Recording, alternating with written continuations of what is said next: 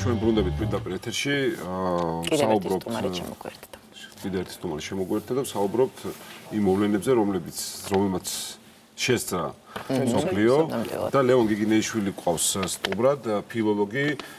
დიდი ხანია მე მინდოდა მომეწვიე ამ გადაცემაში ამ სამშაბათობით, როდესაც ლიტერატურაზე საუბრობ. ლევანი არის ადამიანი, რომელიც კითხულობს ლექციებს და მისი ლექციებიდან ბავშვები გამოდიან. არ გამოდიან. აი არ გამოდიან. აი დამთავრდება ლექცია და ბავშვები არ გამოდიან. ბავშვები რა სტუდენტები. ლევან ლექტორს არ უშვებენ, ალბათ. ლექტორი აი აგერ არის ლექტორი. ისინი ელოდები. ბავშვები კარია. ლევან, მოდი აი ეს რეფერატ რაც გასდევს გასულ ერთ საათს ეს არის კულტურათა დაპირისპირება, კულტურათა ომი, რომელიც შუა საუკუნეებში იყო მისი ამ დაპირისპირების თავარი საგანი იყო იერუსალიმი, მერე იყო კონსტანტინოპოლი, მანამდე იყო ინდოეთი, მანამდე მერე იყო ჩინეთი, მერე გადმოვედით ასე შემდეგ. ეხლა გადმოინაცვლა ამ კულტურათა დაპირისპირებამ ევროპაში, მანამდე რამდენიმე 20 წლის წინ, ხო, რამდენი წელი გავიდა ამერიკაც ასეთი ტერაქტის მსხვერპლი გახდა, ეხლა გადმოინაცვლა უკვე ევროპაში სამწუხაროდ და წლიდან წლამდე იზრდება, ასე ვთქვათ, ტერორისტების შესაძლებლობებიც და მათ ფანტაზია ზღვარი არა. აი ამ კულტურათა ომზე მინდა ვისაუბროთ ჩვენთან და მაყურებელს გავაგებინოთ, მოკლედ მინდა კითხოს, საიდან საზღვარი საიდან იწყება კულტურათა ომი არა, ესაც ტრაქტატის თემა. რატო იწყება ხო შეიძლება ეს რა დაისვას? მოდი ჩვენი კითხვის დასმის გარეშე შეფასება. ძალიან დიდი ისტორია აქვს ალბათ ამას რომ სან მიიყვანა ევროპის ცივილიზაცია აქამდე და რატო შეიძლება არ ესმოდეს სამ ცივილიზაციის მონაპოვარი დაუშვათ იმას ვისაც ეს გზა არ გაუვლია. ან უცებ შეხვდა ამ ცივილიზაციას და კი ესმის რაც არის, მაგრამ ეს მისი ორგანული განვითარების ნაწილი არ ყოფილა. ან ეხლა ხდება მარტო. ეხლა სხვა შეჭ აი ეს ევროპული დასავლური აი ყოვლისმომცველი იდეა ადამიანის უფლებების, თავისუფლებების ისლამურ სამყაროზე წახდნენ ძალიან დიდ გავლენას. დემოკრატიული რევოლუციები ისლამურ ქვეყნებშიც მოხდა რა, ტუნისი, აქ ეგვიპტე. ანუ და ისინიც ეს აჯანყებულები მუსულმანები არიან და ისინიც დემოკრატიული იდეებით ლაპარაკობენ და დემოკრატიული ევროპული იდეებით საზრდოობენ. ამიტომ ევროპა არ არის ჩაკეტილი ცივილიზაცია, ეს ეფინება სოფლიოს ეს შეხედულებები, რაც ჩამოყალიბდა, მაგრამ აი ევროპაში ეს ორგანულად მოხდა რაღაც და ორგანულად არც თუ სისხლის და ძალადობის გარშე, არც თუ კი არა სისხლის დინარები იღრებოდა, კათოლიკები რო გუგენოტებს კლავდნენ და აქეთ პირიქით არც პროტესტანტები აკლებდნენ რამეს, აგერ კალვინისტურ ჟენევაში კაცი იმიტომ ჩამოახჩეს რომ სამების არ წამდა და ერთი უნიტარისტი იყო. აი ესეთი რელიგიური დაპირისპირებები ხდებოდა ევროპაში შუა საუკუნეებში განცდა იყო ასეთი რომ მარადისობა ძალიან ახლოსაა შენთან, მარადისობა ძალიან კონკრეტულია, ამიტომ მარადისობასთან თუ არა გაქვს შენ სწორი დამოკიდებულება, დაიღუპები. თომა აქვინელი ამბობდა, წმინდა თომა აქვინელი, რომ ყალბფულს ვინ ჭრისო, იმას ხო ვჟითო სიკვდილითო. მით უფრო უნდა დასაჯო სიკვდილითო, ვინც ყალბ რელიგიას ავრცელებსო, იმიტომ რომ ის ყალბი ფული რა ეკონომიკას აზიანებს და ის ყალბი იდეების მომჭრელიო კიდე სულს აზიანებს მარადიულად. ამიტომ ეხლა დავაკვირდით თომა აქვინელი რომ გადმოგიყვანა თანამედროვე საფრანგეთში, სადაც ვინმე დახატავდა კარიკატურას იესოზე მაგალითად. და ის ვიღაცას რომ დაეხოცა ეს ჟურნალის ხალხი, ამ ჟურნალის ხალხი თომა აქვინელი დიდად არ შეიცხადებდა ამას. იტყოდა რომ ხო, ნუ რა თქმა უნდა ისინი ავრცელებდნენ ამ ღირსი იყვნენ. თომა აქვინელი წინამოდერნული მენტალობაა, ხო, რომელიც ფიქრობს სხვანაირად. ის მისთვის მარადისობა არის ძალიან მნიშვნელოვანი. როგორ აღიარებს სწორედ ამ მარადისობას, იმას არ აქვს მნიშვნელობა. შიშით აღიარებთ, უშიშად, ძალადობით თუ საუბრით. ვინც აწამებდა ჰერეტიკოსებს, იმათ ავალდებულებენ, რომ აწამე დამწუხრებული სახით, იმიტომ რომ შენ მასში არსებულ დემონს ებრძვი და იმიტომ რომ როგორ შეიძლება ადამიანს უნდა და თავის სული დაიღუპოს და არასწორი რამე თქვას ღმერთზე. ესე იგი მასში არსებული დემონი ამბობს ამას და აწამე დამწუხრებული სახით აწამე დემონი. აწამე ხო რაც ამდაგა ის ადამიანი რომელიც დემონი უარყოს და მერე თქვას სწორი ახსარება. იმითი ტკივილის ქვეშ ამბობს ამას შიშის ქვეშ ამას მნიშვნელობა არ აქვს, თორე სწორი ახსარება თქვა რწმენის. ამიტომ ესეთი მენტალობა იყო, მაგრამ ეს შეიცვალა მე ევროპაში. მაგრამ ასე უცბად და ერთი ხელის მოსმით არა, დიდი სისხლის ღვრების და დიდი დაპირისპირების შედეგად. ჩიხში შევიდა რელიგიური ომებით. მე ასე მჯერა სამება და ღმერთი და განკაცება, შენ ასე გჯერა, ამის გამო ერთმანეთს ხოცავთ. ეს არსად აღარ მიდის. და ბოლოს შეთანხმდა რომ მოდი ეს ჩვენი დამოკიდებულება აბსოლუტთან ღმერთთან გადავიტანოთ პირად სივრცეში. ეს აღარ იყოს სახელმწიფო საქმე, ეს აღარ იყოს სახელმწიფოს მიერ დაჟის საქმე. მეფეები აღარ ერეოდნენ ამაში. აი ემანუელ კანტი რას ამბობს თავის ესეში გამანათლებელზე ჩვენი მონარქი ვილჰელმი არის ყველაზე კარგი მონარქი, იმიტომ რომ ის უშვებს რელიგიურ თავისუფლებას, ყველა შეუძლია რაც უნდა ის თქვას რელიგიაზე და არავის არ დაჟის ამის გამო. აი ეს დადგა ევროპაში ეს შეხედულება რომ მოდი კანონი შევქნათ ესეთი კანონი, ის არ არის აბსოლუტი, შეიძლება კანონი არ იყოს რაღაც ღმერთისგან მომავალი, მაგრამ ეს არის ჩვენი ურთიერთობის ფორმა. მე რაღაცას ფიქრობ ქრისტეს სამებაზე, შენ სხვანაირად ფიქრობ, ამისთვის აღარ ხოცავთ ერთმანეთს. და აი ამის გამო რაც თქვით გაგაწყვეტილ ბოდიში, ევროპელებმა მოილაპარაკეს რომ ზღვარი არ არის, რომ გადმოვიტანოთ ახლა ეს კულტურულ სივრცეში, ჩვენ შორის ზღვარი არ არის იუმორსა და შეურაცხყოფას შორის და ამაზე ვერ შეთანხმდა სხვა ყველა. ეს სეკულარიზმი რომ მოდი ჩვენი რელიგიური შეხედულება, ჩვენი ყველაზე ფაქიზი დამოკიდებულება აბსოლუტთან ლოკი წერს რელიგიურ ტოლერაციაზე ეს და იქ ამას რელიგია იმდენად ფაქიზი თემაა რომ არ შეიძლება იქ სახელმწიფომ შეალაჯოს ასე თავისი ჩექმებით ესაა შენი ძალიან პირადი ინტიმური სივრცე ამაში არ შეიძლება სხვას მოახვიო ეს თავზე ან სხვა მოგახვიო თავზე მოდი ეს შენ პირად სივრცეში კონდეს და ეს დაცული იყოს კანონით და ეს დაქორწინება რელიგიის და კანონის და სახელმწიფოს და ეს მოაქვს შედეგი რომ ადამიანებს უბრალოდ შეიძლება გულწრფელები აღარ არიან მე ეშინიათ რომ ისე არ თქვან როგორც სახელმწიფოს უნდა თორე სხვანაირად მათ დასჯიან და ამიტომ ევროპაში მივიდნენ ამ განცდამდე რომ რელიგია უნდა იყოს აი ამ სივრცეში გადატანა ეხა შენი აზრით როგორც ფილოლოგს და ფილოლოგი ნიშნავს ამავე დროს ფილოსოფოს მოგეხსენებათ ასე ესმოდა ძველ ბერძნებს როგორც ფილოლოგს და ფილოსოფოს როგორ წარმოგიდგენია აი ეს ომი, კულტურათა ომი, კულტურა დაპირისპირება როგორ უნდა განვითარდეს ევროპაში. იმიტომ ეს ფაქტია, რომ ეს საკითხი არ მოგვარებულა, ხო? ეს მე ვფიქრობ, რომ ეს ჯგუფები, ეს ტერორისტული ჯგუფები, მაინც არ არის მეინსტრიმი ისლამის, იმიტომ რომ ეს თვითონ მუსულმანების შეძრამა, რაც ეს მოხდა, ხო? რამდენიც გავიგე, ერთ-ერთმა მუსულმანმა გადაარჩინა იმ სუპერმარკეტში ებრაელები, როცა ეს ტერორისტები იქ შევიდნენ. ანუ და მუსულმანები შეზრულები იყვნენ ამით. არიან ისინი თეოლოგები, ვინც გამოდიან, რომ ეს არაფერი კავშირი ისლამს არ აქვს ძალადობას. ემიჯნები ისლამის ის რაც მოხდა, ესეც მიიჩნევენ რაღაცა ნაწილი, ხო?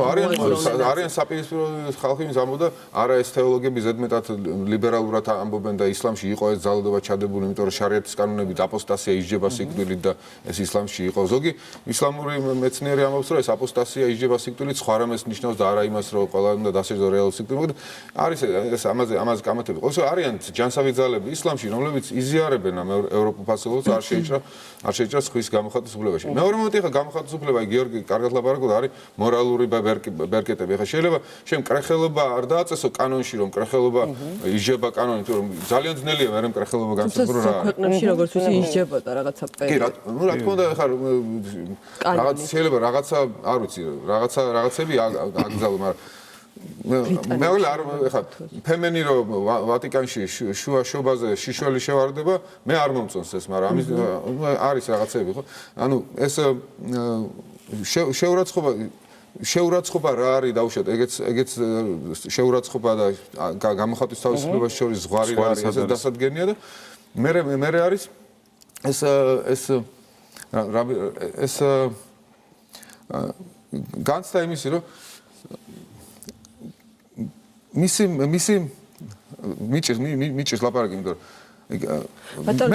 მე ვაკეთებ კარიკატურას დაუშვათ მე ვაკეთებ კარიკატურას რატო ვაკეთებ კარიკატურას აი შარლის რედაქტორი გარდაცვლილი ამბობდა მანამდე ინტერვიუში რომ მე ჩემთვის მე ვაკეთებ ამ კარიკატურას მუჰამედი ჩემთვის წმინდა არ არის ანუ არ არის აი ეს დამოკიდებულება მე მგონი არ არის კარგი და ქრისტიანულიო. ქრისტიანული დამოკიდებულება არ გაუკეთოს სხვას ის რაც არ გინდა რომ შენ გაგიკეთო.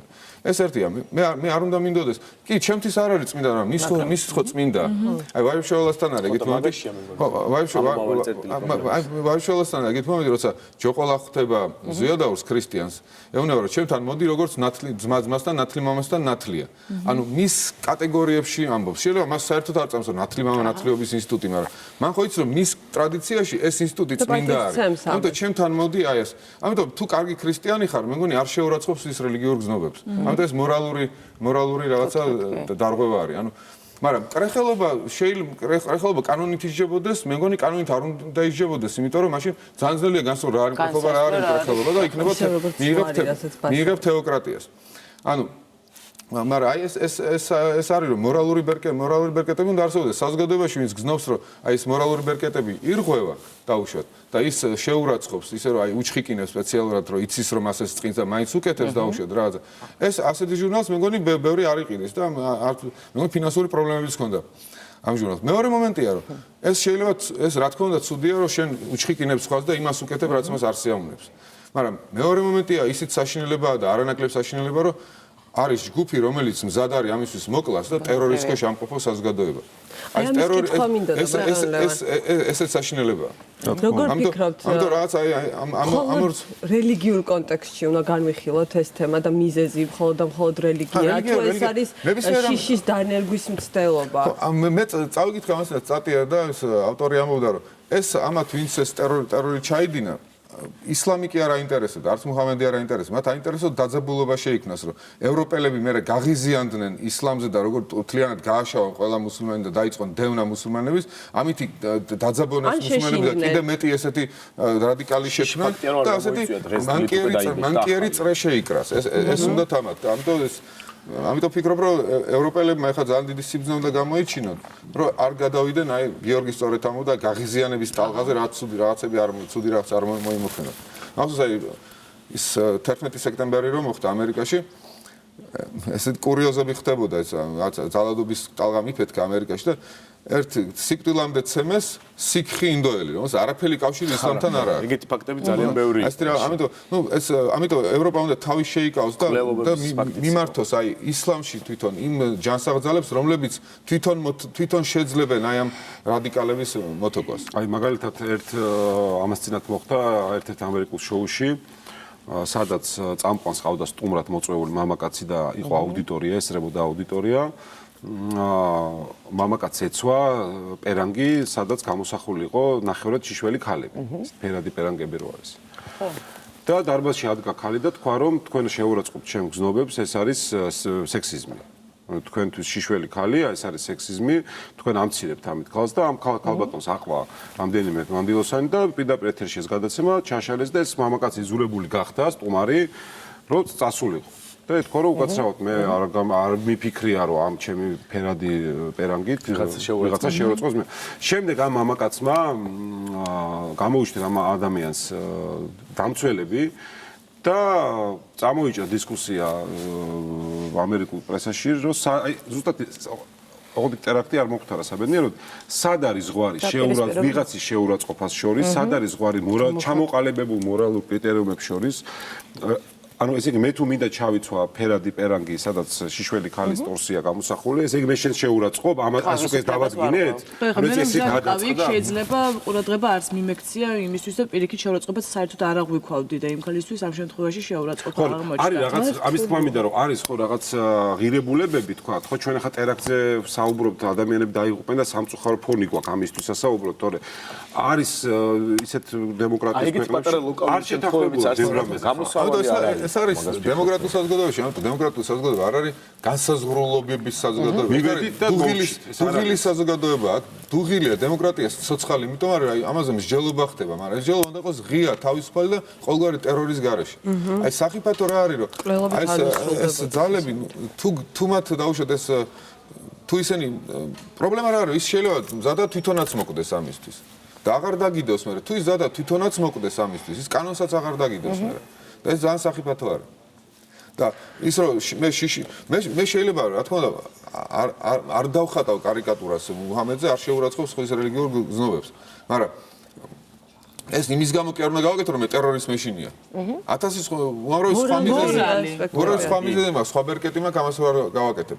მაგრამ უცებ შეიძლება ამ ტერორმა მე კი ისე გამახიზიანოს რომ მე რაღაცა ვალდებულად ვიგზნო რომ აი რომ ვანახო რომ არ მეშინია, მე თუნდაც რაღაც გავაკეთო ეპატაჟური და რაღაცა.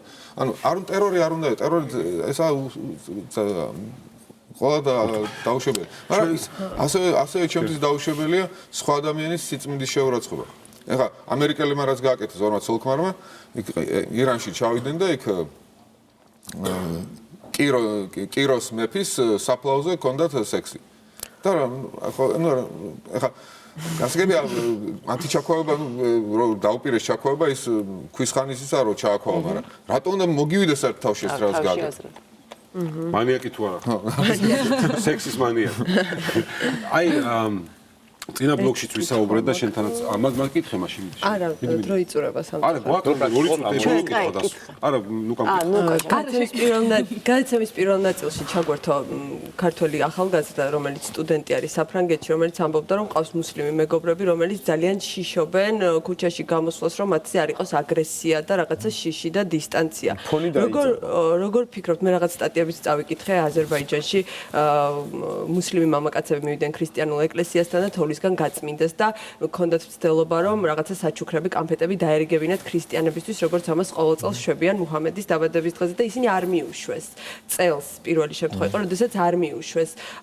განზოგადება სადამდე მიგვიყვანს, ანუ აი ეს ჯგუფი, რადიკალური ჯგუფი, რომელიც ამ დანაშაულებებს ჩადის ალაჰის სახელით და აქეთ დგას მოაზროვნე მუსლიმანური სამყარო და აი ამ ყველაფრის განზოგადება და ყველა მუსლიმანისგან ესე ვთქვათ დისტანცია.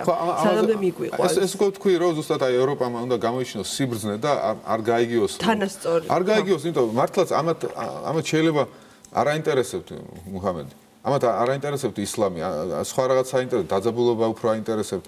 იყენებენ რაღაცა. შეიძლება ეგეთი მომენტიცაა, შეიძლება იდენტობის კრიზისი ჰქონდეს ადამიანს და რაღაც ეძებდეს, რის გამოც რაღაც რასაც თავს შესწირავს და ეს ძალიან საკითხია, როცა ამ იმის პოვნას, რასაც შეიძლება ცხოვრება მიუძღვნა, ძალიან დიდი და ღრმა ფიქრი ჭირდება და დაბადება იმ ფასეულობის შენში და ძალიან დიდი გამოცდილება, რომ იცი რომ მე აი თან ეს დიდი ფიქრი და განვითარება გათავისუფლებს რადიკალიზმისგან, ძალადობისგან, რაღაცა ტოლერანტული ხდები უფრო და შეგიძლია რაღაცა სხვას მოსმენის უნარი გაგიჩნდეს, მაგრამ უცებ რო გინდა რომ შენ უცებ იპოვო რაღაც ფასეულობა, რაღაცა თავს შესწირო, ეს ძალიან საკითხია. აი უმბერტო ეკოსი ვარისახელში არის, რისი გეშინია ყველაზე მეტად რა გაშინებს ყველაზე მეტად მოწამეებშიო ეკითხება უილიამს მოწაფე და სიჩქარე მათიო. აი სულ სწრაფობაა. აი სულ სწრაფობას რო იპოვო რაღაცა ISIS-ში წავიდა ორი მეომარი, რომელსაც ერთი კვირით ადრე ნაყიდი ჰქონდათ Islam for Dummies. ანუ ისლამი ჩაინიკებისთვის ეს დამწყებებისთვის. ანუ ეს რა შეიძლება მათ ესე იგი ეძებენ ისლამი კი არ აინტერესებს, მე ისლამი და რაღაცას თავის შეწრო რაღაცას ემსახურებს. ეგეთ შეიძლება იდენტობის კრიზისი რომ მე მინდა აი გამოვხატო ჩემი თავი რომ მე რაღაცას მაქვს ისე იდეალი ვისაც თავის შეწირა.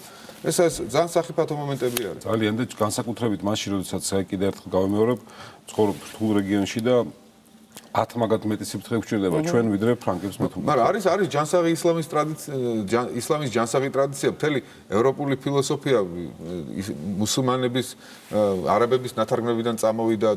იქ კორდოვაში არის დიდი ტრადიცია ტოლერანტობის, სადაც მუსულმანები და ქრისტიანები ცხოვრობდნენ.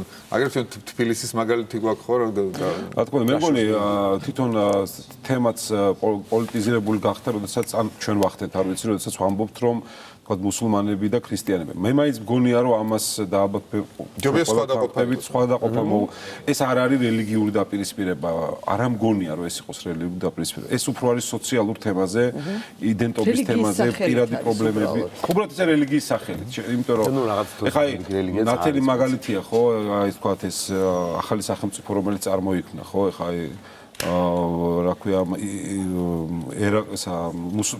მუსულმანური სახელმწიფო რაღაც აი იქაც ხო ეხა მუსულმანებმა გადაწყვიტეს ესე ჩააც მედიაში მუსულმანური სახელმწიფო შექმნან და ალაჰის სახელით ხოცამეს ხო მუსულმანებს ეხა ხო ეს ხო არ შეერა რელიგიას და თან ქრისტიანებს და ებრაელებს ხოცავენ და ყურანში წერია რომ ესენი წიგნის ხალხია და ყოველ შემთხვევაში ამ პატივისცემას იმსახურებენ და ყურანის სიტყვების მიხედვით, მაგრამ ისინი ამბობენ რომ ისო სხვა ქრისტიანებს და მუსულმანებს იყო ამათ არ ეხება. ან როგორ ინტერესაცია გინდა თუ რადიკალი ხარ და გინდა ესე მოიქცა როგორც ინტერესაცია ისეთ მისცემ. ლევან დიდი მადლობა მოგზაურობისთვის, მე მგონი არჩეულებს თუ მართ ყავდა დროს გადავსვით, მადლობთ ასეთ საინტერესო უნდა დავბრძათ მოიჭრა დაჯიქოს ზარიართან ეკილა ლექცია გრძელდება. ზარი არის ჩემთვის და რა თქვენ. რეკლამის შემდეგ დავბრუნდით.